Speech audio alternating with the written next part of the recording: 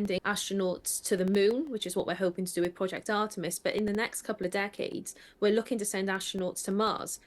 We need to give those astronauts as much. The solar wind, the constant stream of charged particles bursting out from the sun's corona. The probes even recorded the sounds of the sun, 3 different types of solar wind. Dispersive chirping waves, Langmuir waves, and Doctor Who-like Whistler mode waves.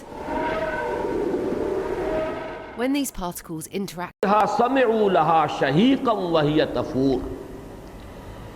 جب وہ اس میں ڈالے جائیں گے، جھونکے جائیں گے، گرائے جائیں گے تو سنیں گے اس کو شہیق کی کیفیت میں. وہ ابھی میں بیان کروں گا کہ یہ شہیق اصل میں کیا ہے.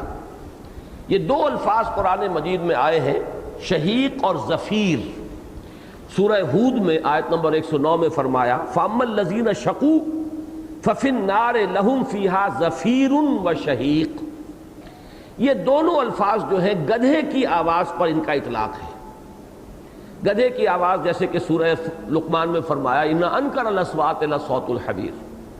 تمام آوازوں میں سب سے زیادہ مکروہ آواز، سب سے زیادہ ناپسندیدہ جو انسان کے اوپر بڑی گراں گزرتی ہے وہ گدھے کی آواز ہے.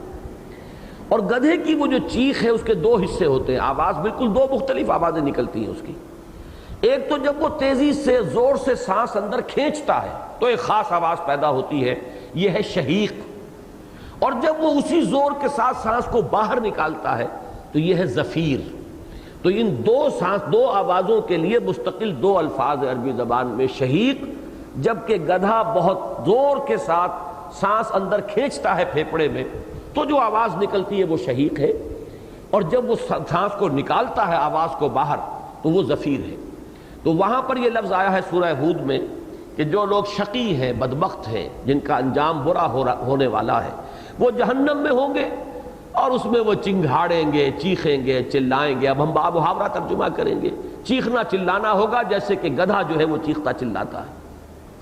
یہاں فرمایا گیا ہے کہ جب ان میں سے کسی کو پھینکا جائے گا، جہنم میں ڈالا جائے گا، تو خود جہنم کی ایک آواز ہوگی اس شہیق کے مانند، جیسے گدھے کی آواز ہوتی ہے جبکہ وہ اپنے سانس کو زور کے ساتھ کھینچتا ہے. سمعوا لها شہیقا وہی تفور. اب اس کو رواں ترجمہ کریں گے، وہ سنیں گے اس کو چنگھاڑتے ہوئے. وہ تفور وہ جوش کھا رہی ہوگی، ابل پڑ رہی ہوگی. فارا یفورو کے معنی ہے کسی شے کا جوش میں آ جانا. وفارت تنور حضرت نوح علیہ السلام کے ضمن میں آتا ہے جب اللہ کا حکم آیا ہے تو ایک تنور جو ہے ابل پڑا اور پانی جو ہے تیزی کے ساتھ اس سے نکلنا شروع ہوا. تو زمین کے سوتے بھی پھوٹ گئے اور آسمان سے بھی پانی برسا ہے بماء منہمر.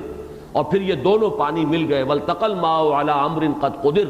یہ دونوں پانی زمین سے نکلنے والے اور آسمان سے برسنے والے یہ جمع ہو گئے ایک ایسے بات کے لیے جس کا کہ فیصلہ ہو چکا تھا، یعنی قوم نوح کے غرق کر دینے کے لیے. وہی تفور وہ ابل رہی ہوگی، جوش کھا رہی ہوگی. تکاد تمیز من الغیظ قریب ہوگی کہ پھٹ پڑے اپنے غضب اور جوش کی وجہ سے.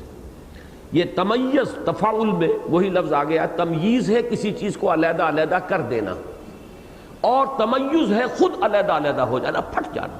تکاد تمیز من الغیظ